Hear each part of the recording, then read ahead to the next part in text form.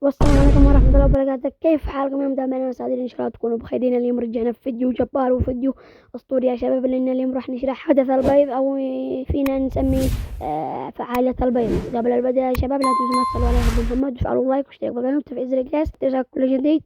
وأهم شيء يا شباب هذا الفيديو يوصل إلى 25 ما أعرف 25 قليلة، خليها 40 لايك. يلا دعم يا شباب واشتراك بالقناة. والآن خلونا ننطلق إلى الفيديو. Let's go. أما بدينا يا شباب دخلنا إلى اللعبة واستلمنا هذا الجائزة. طبعا ناخذها. شوفوا هذا البيض، راح أقول لكم الآن أيش تسووا به وأيش تعملوا به خطوة بخطوة. ركزوا يا شباب.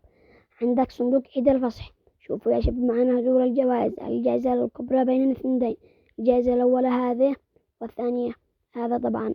وأول مرة فيفا تطرح لنا باكج من 113 إلى 117.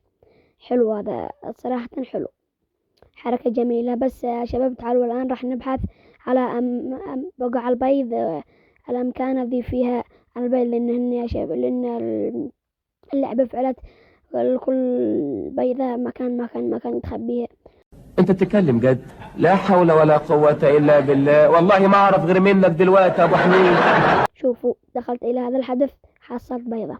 اذا يا شباب راح ناخذها ونستلمها الان يا شباب. سريع على السريع، بس انت شوية معلق معي. استلمنا يا شباب. راح ازيد ابحث هون. حصلت. نبحث في كل مكان يا شباب. راح تحصلوا نعم في كل مكان ان شاء الله. هون ما حصلت. في قسم البارز، وهون ما فيش يا شباب. نشوف ما فيش ولا في. ركزوا يا شباب انهم يخبوها كني بيض صدقي والله. الان حدث الحاملون. ندخل فيه ونبحث في هذا الفصل. الاسبوع الاول تبع هذا القسم. الفصل الثاني ما فيش يا شباب، ما فيش. شوفوا يمكن يكون جنب الجائزة هذا. ما حصلنا يا شباب، ما حصلنا. ننتقل إلى الأسبوع الثاني من هذا القسم. نبحث نشوف ما فيش يا شباب، ما فيش. والآن ننتقل إلى الفصل الأول ونشوف ويمكن عسى أن نلقي. ما فيش. نشوف ما حصلنا يا شباب، ما حصلناش ولا بيضة. معنا من أول الحدث من أول الفيديو ما حصل لا بيضة. استغفر الله العظيم.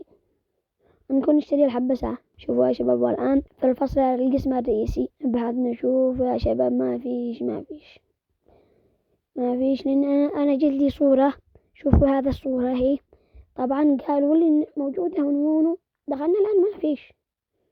فعلنا بحث. والآن ندخل إلى نمط التحدي الأمثل. نشوف ما فيش يا شباب هون وكل. ونشوف هون كمان عسى أن نحصل لنا بيضان سنها متى. والآن يا شباب التحدي اليومي ولا فيش. وهنا يا شباب ولا في. ما حصلنا كذبة إبريل. نشوف كاس كذبة إبريل لو في يعني. ما حصلنا ولا حصلنا في أي مكان يا شباب. ايش هذا النحس. الآن يا شباب راح أقول لكم ايش راح تسووا بهذا البيض الذي استلمت أنا من المكان ومن بداية أول ما دخلت اللعبة. شوف تروحوا إلى المقايضات. تمام. نشوف إذا موجود هنا مقايض تبع البيض. لحظة إذا أيوه ذي قد إحنا نلتق. كل هوا. أنا يا شباب تذكيرات المقايضة. أيوة نعم. تحط البيض. تمام. تضع البيض وبعدها تفعل مقايضة. شوف أنا ناقصني بيضة زرقاء. تمام. راح أعمل بيض بالبيضة الثانية مقايضة لها عشان بحصلها. ركزوا يا شباب معي منشان ما تغلطوا بأي غلط. والآن راح أدخل إلى التذاكر. تحصلت على تذكرة واحدة. شفتوا؟ نعم تحصلت أنا على تذكرة واحدة. وإذا سويتوا هكذا راح تحصلوا على تذكرة واحدة. والآن راح أذهب إلى تذكرة بيضاء عيد الفصح. ناقصنا يا شباب بيضاء. تمام. بس يلا صح.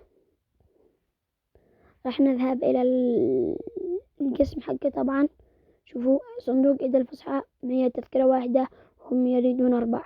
إن شاء الله من أول فتحة يا شباب أحصل على الباكج ولا ال5 تذاكر. والآن يا شباب في نهاية الفيديو لا تنسوا ما تصلوا على حبي محمد وتفعلوا لايك واشترك بالقناة وتفعيل زر الجرس لحتى يوصلك كل جديد. إن شاء الله أنتم استفدتوا من هذا الفيديو يا شباب، ولا تنسوا ما تعملوا لايك نفس ما قلت لكم. وفي أمان الله، استودعكم الله.